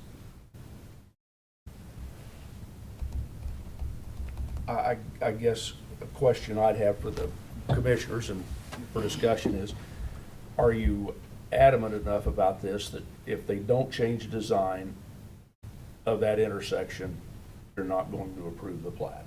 Not really. And I can speak, I just need information. I just need to know what went into this, like what Commissioner Crowley said.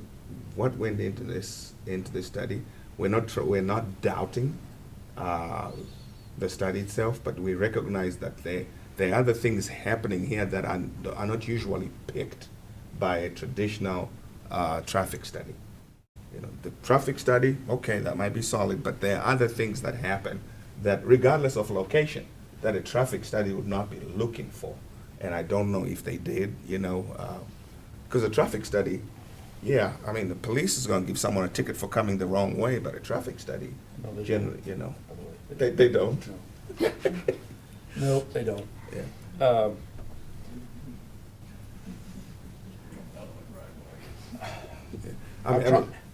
You see what I'm saying? I do, but I guess when I look at what we're supposed to be doing, which is we're the interface between the community and government on these things. We have a community that needs housing. We have a group that wants to provide housing. We have a state entity that said we'll give you this amount of money. We have an issue with traffic on Princeton Street.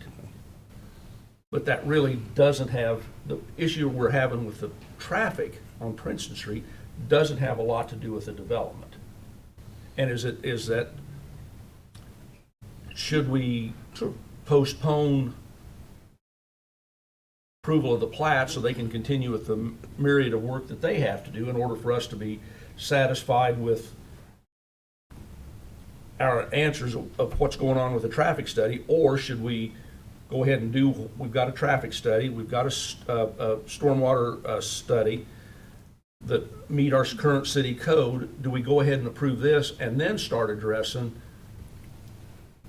through the planning process and through some of our future study sessions and stuff, what can we do about the obvious traffic problem that we have on the divided streets known as Princeton Circle and Princeton Drive or whatever it is, because there's a real issue there. I think everybody here is shaking their heads, yeah, there's a real issue there.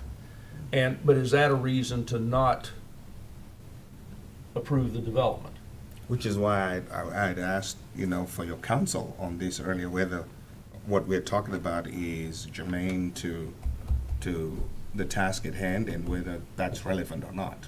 And if the answer had been no, then then the answer is no. Then I would say, yeah, at some point that needs to be dealt with, along with my other pet peeve. Well, Mr. Vice Chairman, I'm wondering if the question is, do we need to address whether you can safely get in and out of this development? I'm wondering if that's part of what we're looking at.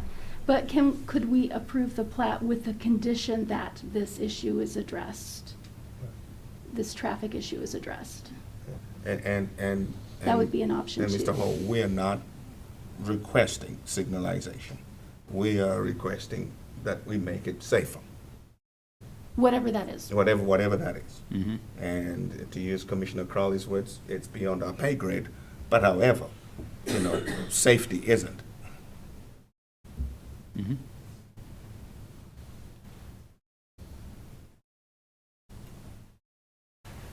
Counsel us. Who pays for the upgrades to this intersection? Whether it is a street light or a sidewalk or it said that it needed a turnabout, who pays for those upgrades? So if there's a nexus between the development and an improvement that's required, in other words, they are generating the need for the improvement, it's directly related, then the developer, it's not unreasonable to have the developer pay for that. So the developer would be responsible, for example, for paying for the closing off of Princeton Street. They would be the ones paying to take out that road and seed it. North Princeton, so north of 19th. Correct. Yeah, they are, that's where it stands now. Okay, so but that would be their responsibility because Yes, they are the impetus for why this would happen. Why this? yes. I would take a little different approach to that, in the fact that the problem's always been there. Or at least it's been there since the development started out there in that area, the commercial development. So problem's always been there. We've just chosen to, and it's a strong word, I understand, we've chosen to ignore the problem. It's been brought to light now because we're talking about putting a residential development in there. That problem's been there for years. It's not a new problem. It's a problem that's existed for a long time and was then made worse by the fact that they put a grocery store in that a lot of people want to take a shortcut to the grocery store. It's not much different than the people wanting to take a shortcut from Radio Road across to the Orchlands parking lot so they can come out and go south, but there's a lot more vehicles involved in the Price Chopper intersection than there are further north. And is it fair to the developer, and again, this is above our pay grade, this is city commission pay grade, but is it fair for the developer to have to pay the whole cost of taking care of a problem that's been there already? That's, and I know you can't answer that question, but to me, that's a legitimate So question. we've discussed a few different problems. Which problem specifically are you? No, I don't think I've discussed two different ones. I think I've discussed the 19th and Princeton intersection. Yeah, but traffic turning south or? Traffic turning Everything south, there. traffic coming across, using it as a extension of Princeton to get to 19th. Emergency vehicles, I mean, it's the whole nebulous of what we've talked Yeah. about. There needs to Right. be something done there to make sure that the Harris's concerns are addressed on emergency vehicles, and because of the narrowness of that 19th Street down there that was built way before the city had design standards, and the issue of speed, the issue of wrong way on 19th Street, all of those issues are all going to be a part of this, and they're going to be increased with the addition of residential units out there. They may not be increased much, but I don't know.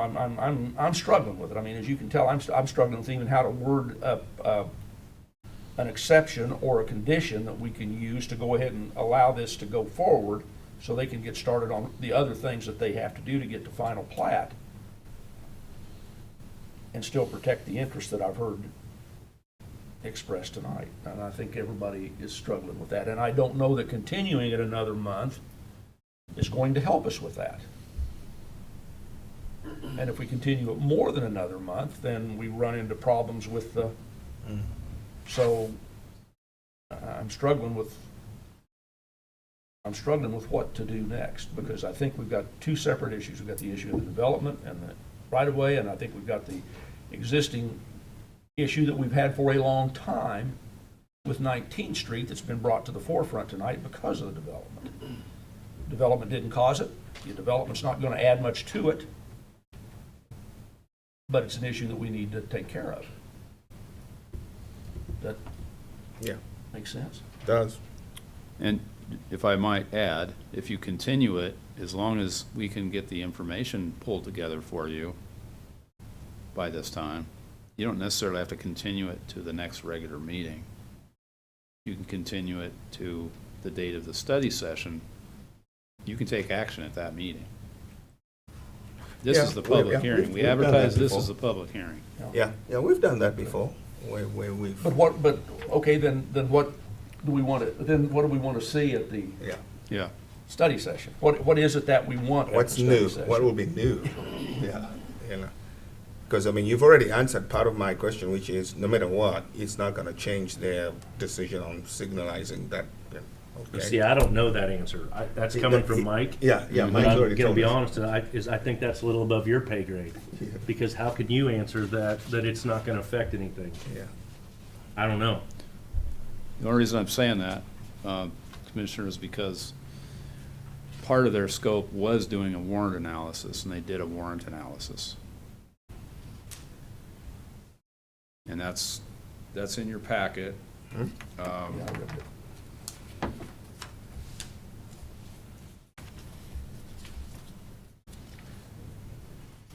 There are several factors they look at. It's on page 11 of the traffic study.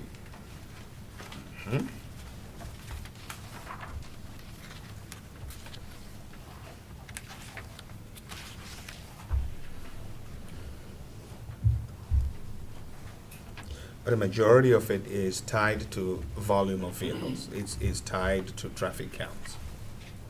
Well, and there's a speed study in there. I finally found it. It's back toward the back. A speed study. I don't agree with their speed study, but it's there, and I'm sure they use their data from the police department to.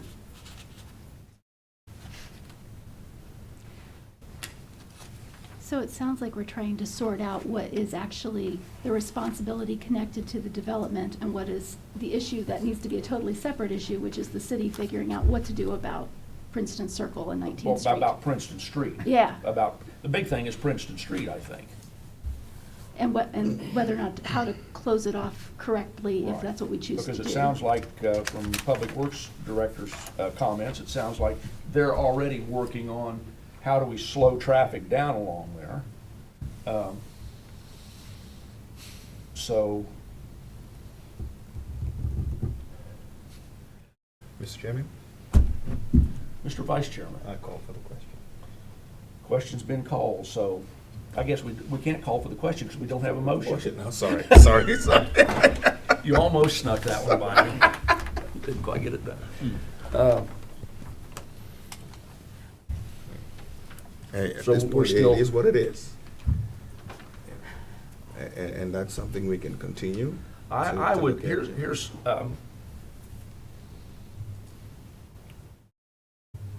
might I suggest that we go forward with the approval of the preliminary plat.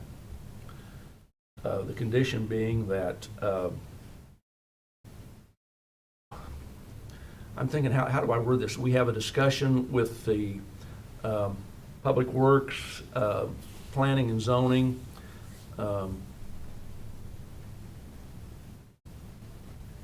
the traffic study people to see if there is a better way to prohibit entrance from Princeton Street onto Princeton Circle and use the money that would be allocated from the developer to help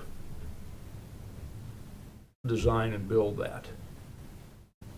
Then the city might have to cough up some money too, but would that be a discussion that could we put a condition like that on to go ahead and get the preliminary plat approved tonight? And then it'll be up to the city commission to either shoot us down or not, but I'm inclined to say let's do it. Yeah, because we're not the final authority on this anyway. We're not, This yeah. is They need to know how. city commission's the final authority on Yeah. it, so. But it sounds like there's a totally separate conversation that needs to happen with the right people just about that entire streetscape. Yeah. Mr. Chairman, if I could ask Public Works Director, do you understand what you're asked to do here? Because I think it comes more from Public Works and Police than from Community Development. I do understand, and if I may, I think the issue here is not that intersection. You know, I think what's being talked about here is a preliminary plat that you all have already said you have no problem with. That intersection is one of maybe several in town that needs to be addressed. Do we move it to the forefront some way? You know, what happens to that end? Good question. Yeah, I don't know. There's a number of streets that need to be repaired, and this is all a part of what you're talking about there. This one specifically, there again, I think you're right. It's something that the city will have to address some way or another. Have we looked at that specifically, except in this process? No, we haven't looked at that specifically, except in this process. But I don't believe this is the developer's problem. You know, what we're talking about here is the housing that they're trying to do at this point in time. We've extended that to talk about the closure of 19th Street. The turnaround was talked about in this process. If it's not correct at this point in time, that's something that can be corrected. That is city property back to the north there on the west side of Princeton Street. So there can be things done there. The issue becomes, what can we do with the intersection at 19th Street? But I don't think that's the issue we're talking about here. I think that's something that we will have to talk about someplace down the road. And that's why I asked the question, who's responsible for the improvements? If it's the developer, now is the time to be talking about it, because that's why we're here. We're not here talking about all the streets that have problems. We're here talking about it because there's a developer here wanting to plat this property, and now's the time to talk about it. If I may, I want to frame this in just a little bit different direction. There was no discussion, as I remember, when Price Chopper went in there about this intersection on 19th Street. And there is no doubt in my mind that Price Chopper is creating way more traffic than what this development is going to create. So why didn't we have Price Chopper address this when they went in? Yeah, I good didn't question. see that. I didn't. Yeah. My answer to that is I didn't see it as an intersection compared to now. Now it's truly going to be an intersection. Now it's a four-way intersection, three-way intersection. Well, it still was an intersection at that point in time. 19th Street didn't exist there before. Well, I can tell you why I there didn't was talk no about this, 19th because I Street. wasn't here then, because it's, It Princeton predates you. Circle has been a problem You know. for. But you see what I'm saying? I'm not trying to No, create I- confusion or anything else. I'm just Well, I trying kinda to see what you're frame it saying, in a but- little but different the reason why it way. wasn't talked about is because we are putting a turn in and an exit in there, you know. The way they solved it out at the coast was to put that stupid traffic triangle in there on Elderberry Lane. That was, And again, that was part of our thinking when we said, One we're way going to in be and one better way off out. if we close Princeton Street because we eliminate one of those movements at that point in time. So I just request that the Public Works continue to looking at this with safety and all these concerns that have been brought up in mind. You are right that to a certain extent we're looking at the plat, but that I mean, the intersection becomes a discussion because of, you know, And I absolutely agree with Yeah. that, And- but I think it's a separate discussion, I really do. I think it's a separate discussion. I don't think this is something that really falls to the developer completely. I think they're already doing their part, quite honestly. You know, we've asked them to close that street, and we've asked them to be part of creating that roundabout, that turnaround that we're talking about. Mr. Chairman, what does that motion look like? Oh, well, if, I think we either need to make the motion recommended, or we need to And to accept not the, make a motion to accept the recommendation of the staff's That's right. recommendation on the right-of-way on the variance. On the right-of-way variance, right? And then to approve the Will that be our preliminary first plat. motion, right? Or you're wanting us to do one motion that combines everything? Yes. That's what he wants. Because approving the right-of-way, It's written for you. The, I need to just, excuse me, I shouldn't speak up like that, but. so 6 months down the road or 3 months down the road, when we get to the point of the final plat, will we have firm answers to most of these questions? I mean, we've given the developer several things that can be shown. We've given the developer the concerns of the community, and they understand, well, I mean, they have a firm understanding of what they are. There's things that they can do things about, and there's things that it's going to require the city to do some things about. Do we have any way to get confirmation from the developer that those things that they can address, that they have addressed before we approve the final plat? Or once this is done, then is that out of our hands, and does the approval of the final plat just become ceremonial? We can have a lot more information for you before the final plat. I mean, we can have more, like some of the issues you've raised, like the design of how that turnaround is at where Princeton is closed. That's something we can look at and have something more specific for you as a solution. Would the and- developer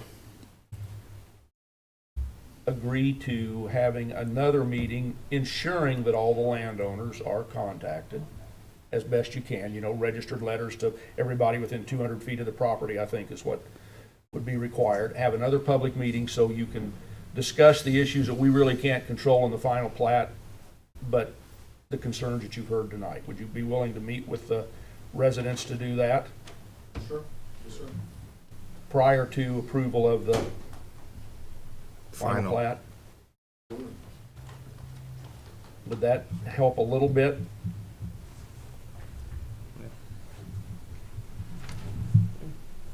I believe so. I mean, yeah. I mean, Good evening. We'll have breakfast in about an hour or something. I like breakfast. And I want to make a comment about the motion. Okay. Because the only reason why I did that about the motion, because it's really two constructs that have been combined. So by approving the findings for a variance, there's no way we can approve the preliminary plat if the variance is not approved. Okay. Therefore, I see what you meant. Right, that trying to separate them doesn't work. So effectively, so I get the point he was making. Do we need to attach any conditions? Beyond what's already attached in, Right, does that pretty much cover our concerns? Sorry, I'm getting tired. As best as it can with the Okay. information that we have. Okay. And I don't think, we're not gonna get different information Sure. on the stormwater, for instance. We're not gonna get different information on the traffic study. Those things are, But we should get that before the final. well, but If there is the anything engineering companies have done that. The director can ask for clarification, or maybe somebody would want to maybe somebody come down to our study session from these, one or both of these engineering groups to explain to us what they did and how they did it. But as far as changing the outcome of this development, I don't think we've got to. I agree. I don't think it will, but I think it's important maybe for that meeting that the developer is gonna have with the citizens to take all that information and, talk to them and put their fears and have that discussion. Because evidently, for us, it's not gonna help. Yeah. Yeah. So, I think we flogged this horse about as much as we can. Yeah. Appreciate the good discussion, though. It was a good discussion. You need someone to motion, don't you? I'm waiting for someone to either make a motion or make a motion to. Explain to the public what that means, and if it doesn't go their way, they can go to this commission and etc. Well, I can't explain it in legal terms, but what we're going to do tonight is, on both of these instances, we're going to recommend approval by the city commission. We're not the final authority. So there's one other stop in this process to get this preliminary plat. And, sir? I just respond to that real quick. So Absolutely. the planning commission has the authority to approve plat. I thought we didn't. So preliminary plat is. With the variance attached, we can, there's, But the variance requires, in this particular case, it's gonna require city commission approval. So I'm splitting hairs maybe. Yeah, you are. Okay, I'm splitting hairs. Because, yeah. Because it's still, no matter what we do today, it's still gonna go to the city commission. But what you were getting ready to explain that in between, now and the citizens still can Contact their go commissioner and explain to them that Yeah. there's an issue. So that being said, do we have a motion to approve or let's do it the way Vice Chairperson Juanita suggested. First thing I'd do would be entertain a motion to approve the variance as presented by staff or deny the variance. That would, and then to recommend approval to the city commission. That would be the first thing, would be on the variance.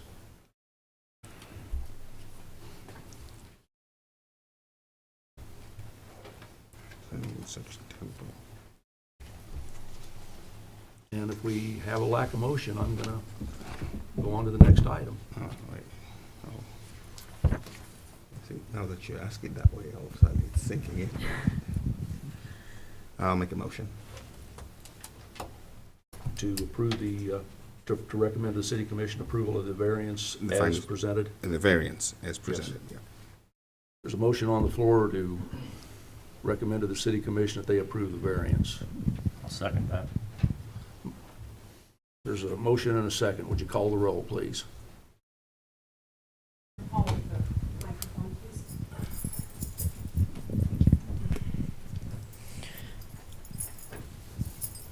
Member Crowley, Yes. Chairperson Lantis, Yes. Member Kane, Yes. Member Staresnik Dean, Yes. Vice Chairperson Wanika. Yes. And Member Maines and Member Elmer are absent. Now we'd need a motion to approve the preliminary plat as presented with the conditions stated in the staff report. The preliminary plat? I make a motion to approve the preliminary plat. With the conditions. With the conditions stated. I'll second. Motion on the floor by Vice Chair Wanika and seconded by Member Staresnik Dean. Would you call the roll? Member Crowley, Yes. Chairperson Lantis, Yes. Member Kane, Yes. Member Staresnik Dean, Yes. Vice Chairperson Wanika, Yes. Member Elmer and Member Maines are absent. So the motion passes. So on to the next. First of all, I just, it's late and I'm tired and I want to tell you all this. when I come into a room full of people for a public hearing, that's the time I want to resign being the chair of the planning commission, because I've got to keep you on task, and can only talk about the things that are germane to what we're doing. And I know sometimes I don't do it in the kindest possible way, but I'm trying to keep things moving on. And I understand there's emotions involved, and I understand there's pride of ownership involved. I understand all the things that are involved, but still, I've got a job to do up here. So if I have offended anybody today, I apologize for that, but we're trying to listen to what you have to say and get you answers that, if they're legitimate questions, that get you answers that are right for you, because our purpose here for these public hearings is to be the sounding board for the public to the city commission. So anyway, I think I said that's what I wanted to say. Moving on, old business, the planning commission training workshop in February or March 2023. You have anything? I think we've set some dates, and you did a doodle, right? Anything you need to add to that until we have a final date? I think at this point, we were just trying to narrow down a date that would work for the most number of people, and we hadn't heard back from all the commissioners yet, so we were trying to find out what the best date would work for the most of you. Send them another email. And We- then if you don't, we'll get with us and we'll set a date. Would we like to set that date outside of the meeting tonight? Or just don't Or let just him, do it here? Just don't let him leave. I can lay down in front of cars if I have to. Don't let him leave this room without Who giving is- you answers. Who has not answered? 'Cause I thought- I don't really want to call people out. Hey, just in case it's you and me. We're not asking you to call people out. Maybe they didn't Hey, receive the did you email. get an answer from me? No, not yet. I didn't. You asked. So maybe it's me. I mean, am I the only How one? many commissioners have we not heard from? I believe there was 3. Are all three of those people here? This is why I don't like having the No microphone. need to mention their names. Are those 3 people here? How about if I mention the dates? Would people be willing? Right now, March 7th is the winner at this point in the race. Tuesday or Thursday? March 7th, I believe, falls on a Hold on, stay there, Tuesday. Stay there, stay That's there. not the night of a And- regional, that's not the night of a regional scheduled March Madness game, is it? You're asking the wrong authority on that one. That would be the only thing that would get attendance down, is if it were. Okay, so March 7th, and on March 8th, we have a meeting. Yes. Correct. So March 7th, going once, March 7th, I'm not the chair, but you know. March 7th was one of the dates I said would work for me, so will it work for you? Yes. Will And it that's work at for you? 5:30. You all had me give her, Yep, I gave I her an submitted my doodle poll. I thought I submitted my doodle poll. So that's a majority, so it's March 7th. Okay. Thank you. Okey dokey. So I was looking forward to next week. New business, please, no new business. Okay. Announcements, the next regularly scheduled Planning Commission study session meeting will be Thursday, January 26th, 2023 at noon. The next regularly scheduled Planning Commission meeting will be Wednesday, February 8th, 2023 at 7 p.m. Do we have a motion to adjourn? I so move. We have a second.